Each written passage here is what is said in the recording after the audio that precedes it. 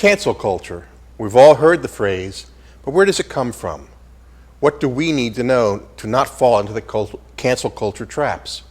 Today's episode of Press Conference, we will discuss cancel culture with one of the country's top public relations experts, Brian Hart. I'm your host, Jim DeLorenzo, the principal of Jim DeLorenzo Public Relations. You can find me online at jimdelorenzo.com. I have found that my career in public relations is my true vocation, telling the stories of my clients and colleagues in a compelling way to drive sales, membership, and awareness.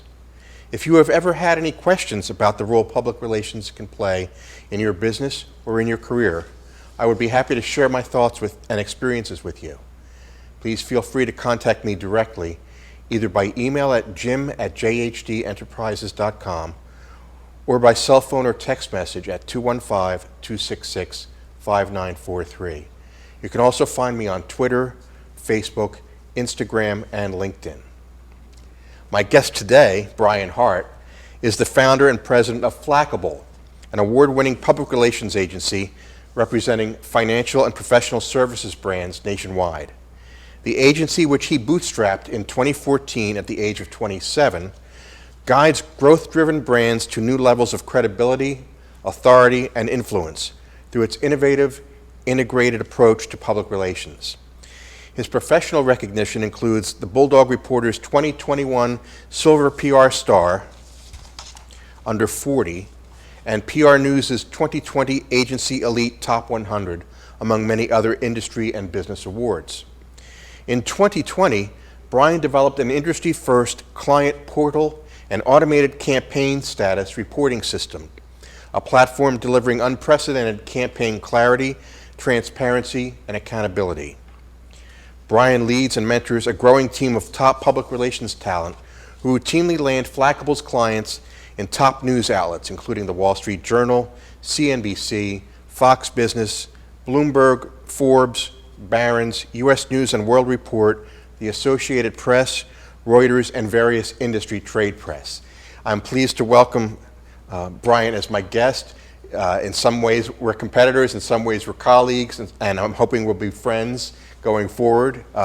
I've followed your career with interest since you started the agency a couple years back, and I'm very glad that you could be on the show today. Jim, thanks so much for bringing me on. That intro, you're going to make me blush before we even get going.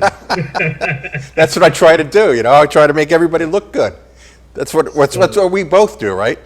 Absolutely. But very excited for the topic. And if we do this one right, one of us is getting canceled by the end of it. Probably me. But that's something we're all scared about these days, isn't it?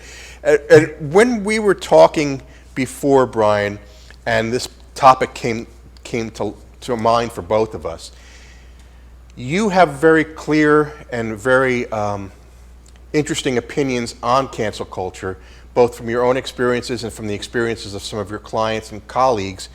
And what I'm interested in is, to start, what is your definition of cancel culture? Yeah, that's so important because this term gets thrown around so much and has been twisted and muddied to have so many meanings. So I want to define what I'm talking about when I talk about cancel culture and what it's not, what I am not talking about. So let's just back up in the beginning. So there are major corporations, there are public figures, politicians, artists, athletes, celebrities who do and say terrible things sometimes and get a lot of public backlash for it.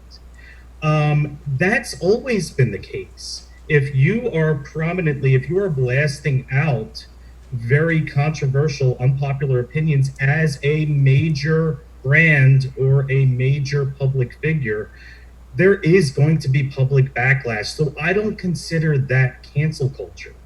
And I know a lot of modern, especially politicians, are probably the best at it. Whenever they get any type of criticism, they like to lean on, oh, well, this is cancel culture. Well, no. I mean, if you say something that is highly offensive to a particular group or several groups, you're going to get backlash. That's part of being a public figure. and you're probably not going to get canceled for it unless it's over the top.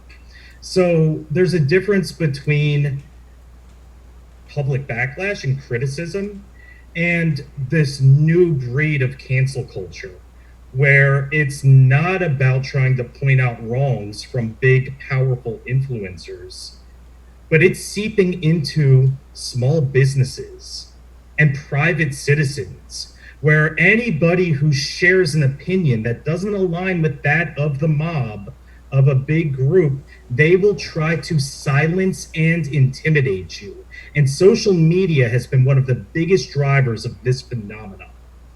It is very interesting to me, and I think you're correct in taking it from the larger public figures and corporations and politicians, and then moving it into individuals, small businesses, not name brand people, not people who have a lot of impact beyond their immediate social circle or their public circle. And it's interesting to see this ostracizing of people, almost exiling them from society for something that they wrote on social media that might not be the same opinion that one particular segment of the audience appreciates, and that's our way of leveraging social media to destroy that person's career or reputation. Yeah. And again, I mean, social media is the big driver, and Twitter is probably the most prolific platform that this comes from, but it's not exclusive to Twitter. It happens on all areas of the web. Right. But one thing you have to realize is that from the day you're born, you have built-in haters. No matter who you are. Yes. From the day you're born, and the more you grow up, form opinions, form your personality, and become yourself, you are going to accumulate more and more built-in haters.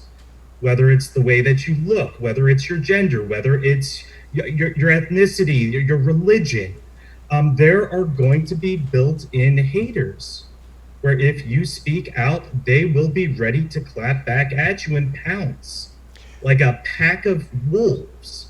It is interesting. And the internet has made it a lot easier for them to group up and do that. Yeah, that's a great way to describe it too, because I always think back to when I was growing up, and I had a lot of coaches and teachers who shaped my way of thinking, and one of the thoughts was, if you don't have any enemies, then you're probably doing something wrong.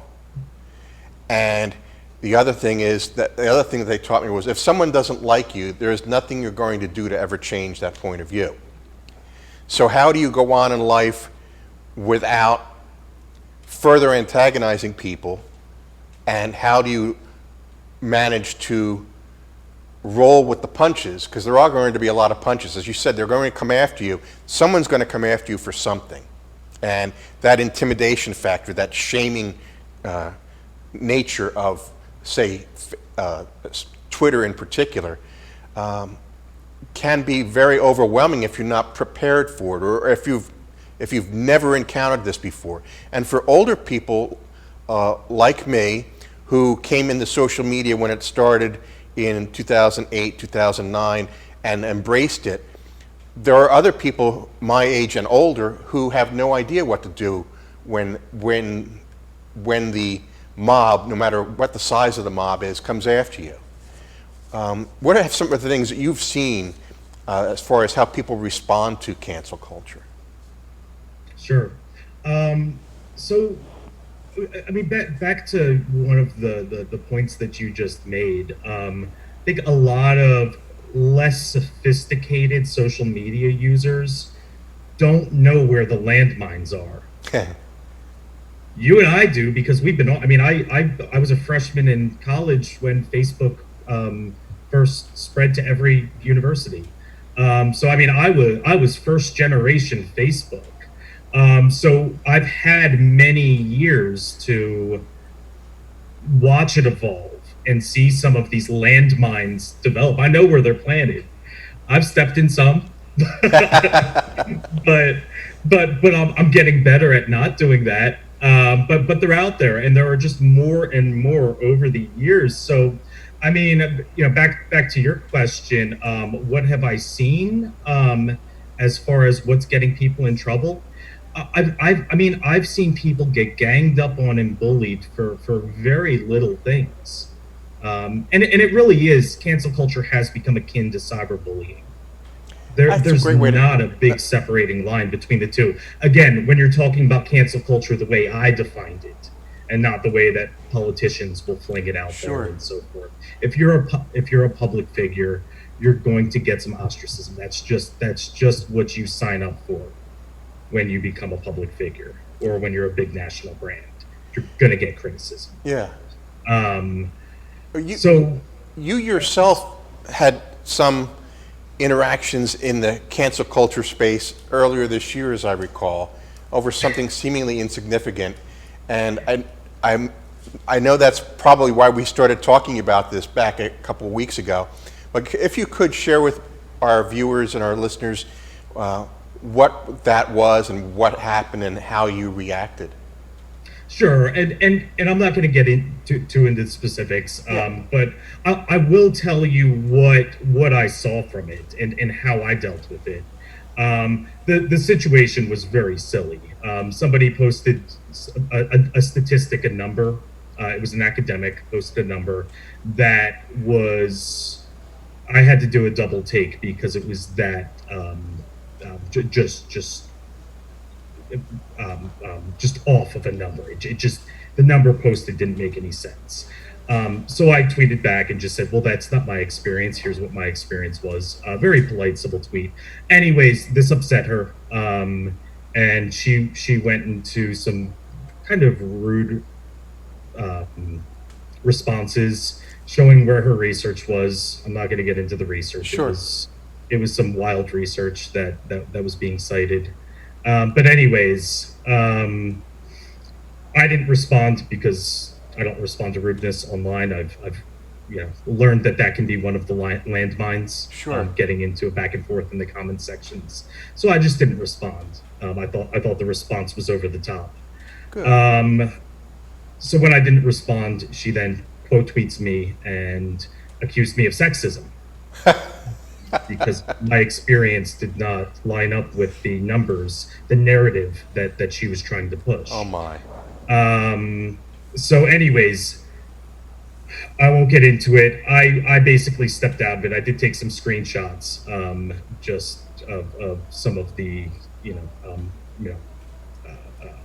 More of the unprofessional, harsher criticisms. that she was putting out. Yeah. But anyways, and then I blocked her, and I thought, okay, it's over. Then a lot of other academics in her circle, again, this is her tribe. This goes back to the whole concept of tribalism. They started coming at me, stalking my website, stalking personal things. I mean, and I didn't interact with any of them. I was Right. blocking them like Matumbo. Left and right. And it got so bad. And again, I wasn't interacting with any of them, but it got so bad, the level of harassment and whatnot, that I put up the restricted lock on my account. And it was something I had been wanting to do for a while because I've seen a Twitter get especially toxic over the past, I mean, really all throughout COVID. Yeah. People got nasty online. People were You're spending more time online, had more free time to engage in this type of cancel culture. And the platform really got to a creepy space. I mean, I had nothing that I took too seriously, but I've had a couple people threaten violence over the silliest tweet, a sports take. Wow. It's again nothing. Obviously, I reported it, and anytime you see somebody threaten violence, you should report that. Yeah. But it just got to a point where it just hasn't been very fun or productive because of just the level of vitriol pumping through that particular platform. So what I did was I just put up the restricted lock and let it be, and blocked the people that were coming at me. And in most instances, that's the best thing that you can do. Sure. Well, I want to talk to you some more about this, Brian, because I think it's a fascinating topic. We're going to take a quick commercial break.